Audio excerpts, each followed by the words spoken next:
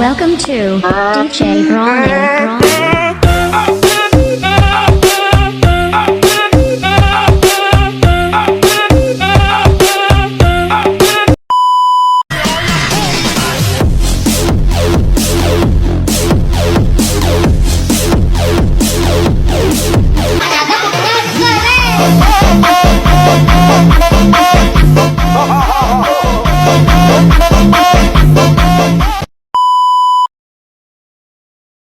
Putri Tandampalik.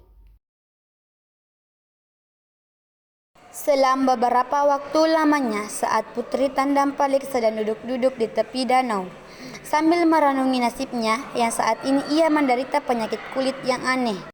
Tanpa disadarinya, seekor kerbau belum putih mendekati dan menjilat kulitnya. Bekas jilatan kerbau tersebut ternyata menjadi obat bagi sang putri. Tidak diketahui sejarah dari cerita ini, namun cerita rakyat ini telah lama berkembang terutama di daerah Wajo, Sulawesi Selatan. Konon kabarnya, cerita ini merupakan asal mula berkembangnya kepercayaan sebagai masyarakat Bugis, bahwa mereka tidak diperbolehkan memakan kerbau yang memiliki motif belang karena dianggap telah berjasa. Cerita ini mengisahkan tentang seorang putri yang bernama Putri Tandampalik dari daerah Luhu, Sulawesi Selatan. Putri Tandampalik adalah anak Datu Luhu yang bernama Labu Satana Datu Manggoinge. Beliau memerintahkan dengan arif dan bijaksana masyarakat hidup dalam keadaan sejahtera, aman dan tentram. Putri Tandampalik memiliki wajah yang rupawan, bahkan terdengar hingga ke daerah Bone yang letaknya cukup jauh dari Luwu. Raja Bone pun mengetahui kabar kecantikan Putri Tandampalik hingga berniat mengawinkan anaknya dengan sang putri. Dia pun mengutus beberapa orang sebagai datu menemui Datu Luwu untuk melamar Putri Tandampalik. Adanya lamaran tersebut membuat Datu Luhu merasa bimbang karena di dalam adatnya tidak diperbolehkan seorang gadis Luhu menikah dengan orang yang tidak sekampung dengannya.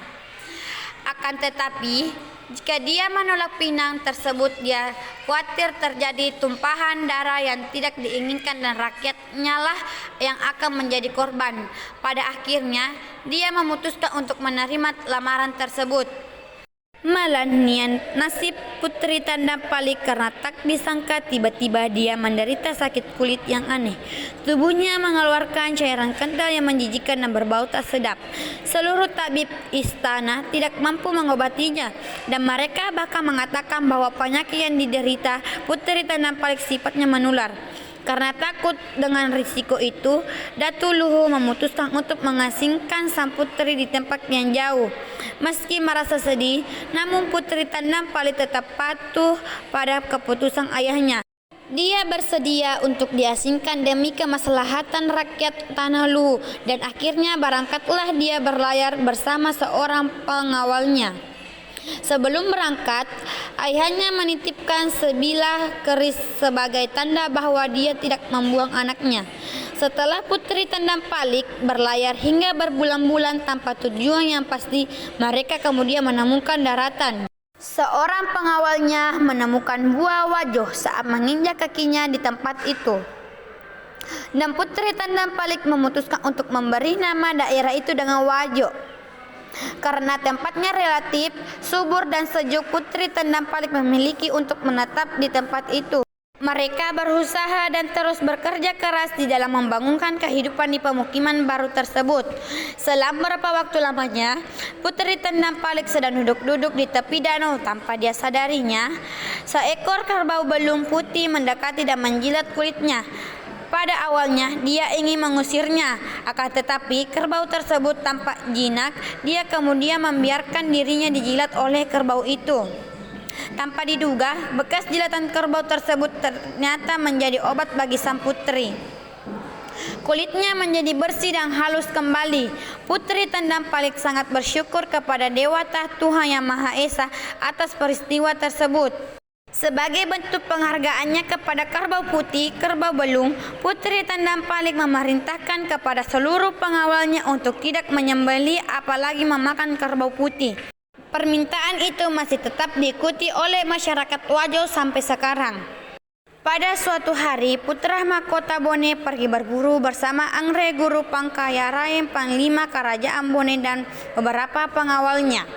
Dia berburu terlalu jauh sehingga tanpa sadari terpisah dari rombongannya. Hingga malam tiba, dia tidak juga menemukan para pengawalnya. Dia menjadi semakin gelisah dan tidak dapat memejamkan mata. Dari kejauhan, dia melihat seberkas sinar dan memberanikan diri untuk mendekati sumber cahaya tersebut. Sesampainya di sana, dia terkejut karena mendapati seorang putri yang cantik jelita. Mereka pun berkenalan dan tidak lama menjadi akrab satu sama lain. Karena sudah terlanjur jatuh hati, sekembalinya ke negeri asalnya putra mahkota menjadi sering termenung. Ingatnya terus tertuju pada putri Tandampali.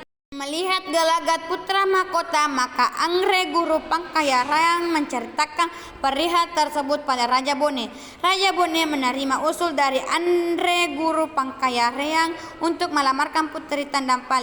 Sesampainya utusan yang hendak meminang di daerah Wajo, putri Tandampali menyerahkan sebilah keris yang dulu diberi oleh ayahnya.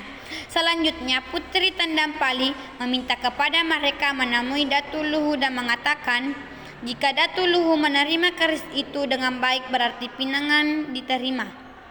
Putra mahkota Bone berangkat sendirian menemui Datu Luhu dan sesampainya di sana diceritakanlah semua kejadian dialaminya termasuk niat untuk memperistri putri Tandampali. Tanpa menunggu waktu lama, Datu Luhu dan permaisurinya segera menjemput anaknya dan kemudian menikahkannya dengan putra mahkota Bone. Pernikahan mereka dilangsungkan di Wajo dan beberapa tahun kemudian putra mahkota diangkat menjadi raja.